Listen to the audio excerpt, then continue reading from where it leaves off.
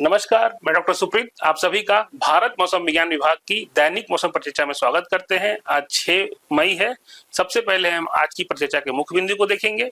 उत्तर पश्चिम भारत में 10 से 12 मई के दौरान एकाध स्थानों पर गरज, चमक, बिजली और तेज हवाओं के साथ चलने की संभावना व्यक्त की गई है। उसके अलावा पूर्वोत्तर भारत में कई स्थानों पर आज जो कि 6 मई को गरज, चमक, बिजली और तेज हवाओं के साथ कहीं कहीं भारी वर्षा होने की भी संभावना व्यक्त की गई है। उसके अलावा केरला, तमिलनाडु, पुडुचेरी और कराईकल में अगले 6-7 दिनों तक एकाध स्थानों पर गरज, चमक, बिजली और तेज हवाओं के साथ साथ कहीं कहीं भारी वर्षा होने की भी संभावना व्यक्त की गई है। अब हम पिछले 24 घंटे के दौरान हुए मौसम के अवलोकनों को देखेंगे। सबसे पहले भारी से बहुत भारी वर्षा जो कि 11 से 20 सेंटीमीटर के बीच में होती है, वो केरला के एकाध स्थानों से प्राप्त हुई है उसकी सूचना। उसके अलावा भारी वर्षा की सूचना जो कि 7 से 11 सेंटीमीटर के बीच में होती है, उसकी सूचना एकाध स्थान अंडमान एवं निकोबार द्वीप समूह, उड़ीसा, तमिलनाडु, पुडुचेरी और तमिलनाडु और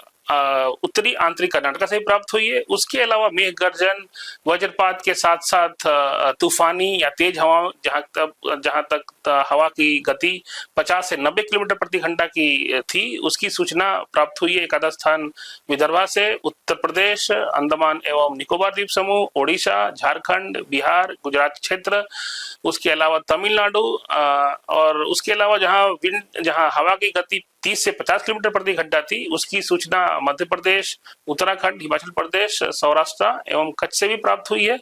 उसके अलावा हेल स्टॉर्म या ओलावृष्टि की सूचना एकाध स्थान उत्तर प्रदेश, पूर्वी मध्य प्रदेश, विदर्भ, महाराष्ट्र और दिल्ली से भी प्राप्त हुई है। और अगर हम मौसम के प्रणालियों को देखेंगे तो सबसे पहले जो पश्चिमी विक्षोभ अभी एक ट्रफ के रूप में देखा जा रहा है, जिसकी स्थिति लॉन्गिट्यूड 80 डिग्री पूर्व के साथ साथ लैटिट्यूड 25 डिग्री उत्तर के उत्तर दिशा की में है स्थित है।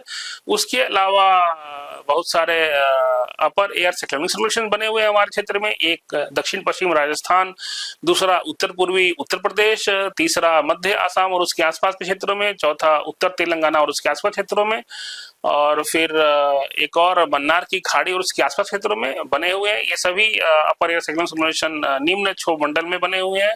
उसके अलावा एक उत्तर दक्षिण दिशा में एक ट्रफ भी है, ट्रफ या जिसको विंड डिस्कन्टिन्यूटी अभी भी बोल सकते हैं, वो उत्तर आंतरिक कर्नाटक से रायलसीमा और तमिलनाडु होते हुए मन्नार की खाड़ी तक फैला हुआ है।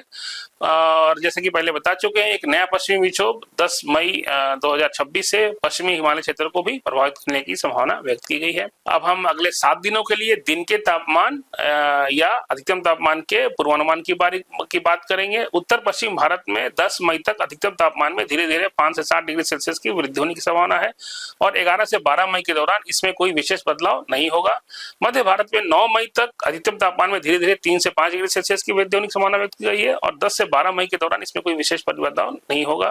पूर्वोत्तर भारत में 6 मई तक अधिकतम तापमान में कोई विशेष बदलाव नहीं होने की संभावना व्यक्त की गई है, लेकिन इसके बाद 7 से 9 मई के दौरान इसमें धीरे धीरे 3 से 5 डिग्री सेल्सियस की वृद्धि और 10 से 12 मई के दौरान इसमें और कोई विशेष बदलाव नहीं होगा। अगर हम महाराष्ट्र की बात करें तो वहाँ 9 मई तक अधिकतम तापमान में धीरे धीरे 2 से 3 डिग्री सेल्सियस की बढ़ोतरी होने की संभावना है, लेकिन उसके बाद 10 से 12 मई के दौरान इसमें कोई विशेष बदलाव नहीं होगा। गुजरात की बात करें तो 8 मई तक अधिकतम तापमान में कोई विशेष बदलाव नहीं होगा, लेकिन उसके बाद 9 से 12 मई के दौरान इसमें धीरे धीरे 2 से 4 डिग्री सेल्सियस की वृद्धि होगी। देश के अन्य बचे हुए हिस्सों में 12 मई तक अधिकतम या दिन के तापमान में कोई खास बदलाव होने की संभावना नहीं व्यक्त की गई है अगले 7 दिनों के लिए। अब हम सब डिवीजन वाइज मौसम की चेतावनी को देखेंगे। पहले दिन के लिए बिहार की बात करें तो बिहार में आज के लिए मेघ गर्जन, वज्रपात और तूफानी हवाओं के साथ साथ ओलावृष्टि के लिए ऑरेंज वार्निंग दी गई है, एकाध स्थानों पे यहाँ हो सकती है। उसके अलावा देश के प्रायद्वीपीय क्षेत्र हैं, साथ से सटे हुए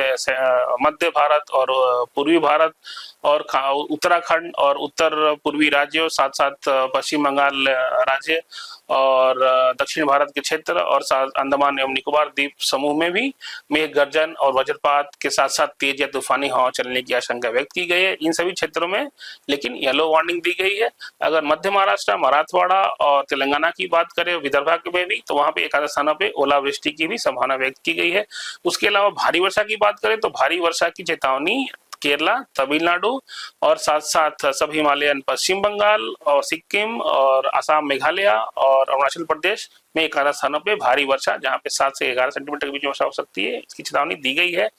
अगर हम उष्ण और आर्द्र मौसम की बात करें, हॉट एंड ह्यूमिड वेदर की, तो उसकी चेतावनी कोंकण एवं गोवा तट के लिए आज दी गई है, जो कि अगले कुछ दिनों तक जारी रहेगी।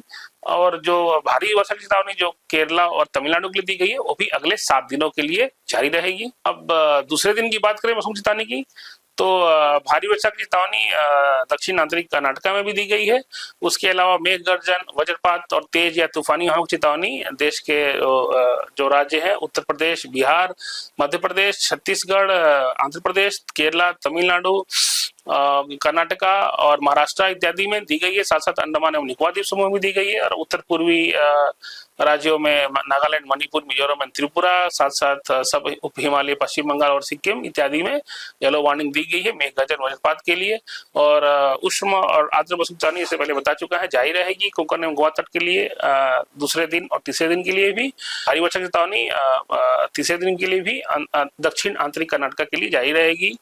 और मेघ गर्जन और वज्रपात की चेतावनी महाराष्ट्र, कर्नाटका और केरला, तमिलनाडु, आंध्र प्रदेश और छत्तीसगढ़, बिहार और गंगई पश्चिम बंगाल और अंडमान निकोबार द्वीप समूह के लिए भी तीसरे दिन के लिए जारी की गई है।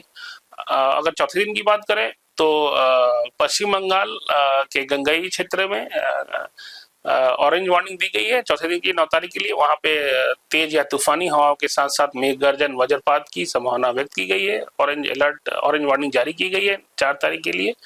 उसके अलावा मेघ गर्जन की चेतावनी बिहार, छत्तीसगढ़ और आंध्र प्रदेश, केरला, तमिलनाडु, कर्नाटका इत्यादि क्षेत्रों में दी गई। साथ साथ हमारे द्वीपीय क्षेत्र जैसे कि लक्षद्वीप और अंडमान एवं निकोबार द्वीप समूह में भी दी गई है येलो वार्निंग।